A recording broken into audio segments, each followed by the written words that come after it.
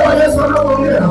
Sasa ukishafanyika Bwana unakaa, yani kila mwalimu anapofundisha Pastor Philip na baba hapa, wewe unasikia kutaka kujua zaidi. Hausikii kukosa tena, hausikii kuwa nje ya hayo maadili. Unasikia ukae tu uulize maswali, ukae tu ufundishwe zaidi. Huyo ndiye mwana ndani ya nyumba, lakini mtumwa anakuja akienda. Huwezi kukaa kwa mtumwa. Mtu mtumwa ni shida. Leo ako moto, kesho ako baridi. Leo aliokoka, kesho umuoni. Mpaka kufanyia fola. Huyo ndio mtumwa. Akisikia tangazo kama hili, bishop amekuja Igoi, anachangamka.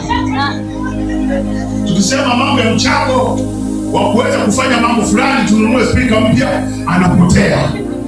Atarudi siku ile mmenunua. Mlipata ile speaker? Iko nzuri, inaendeleaje? Mtumwa ni mharibifu. Sema amina. Lakini Bwana ukaa nyumbani. Sema amina. Na nyumba yao anaitengeneza mwana, anaipigania mwana, anaisimamia mwana. Sasa wana ndio wanahitajika hapa, na wiki hii kuna wana watainuliwa zaidi. Waliokudharau siku moja baada ya hii maombi, this wonderful week, your life will never be the same again. I declare in the name of Jesus, it is a good beginning for you. Utajua chuma kimeanguka wapi, na utakiokota kichuma chako, na utakwenda na kichuma nyumbani, na amani ya Bwana itakuwa furaha yako. Sema amina haraka. Bwana Yesu asifiwe. Bwana Yesu asifiwe. Na mwana huwa anafurahia nyumbani kwao.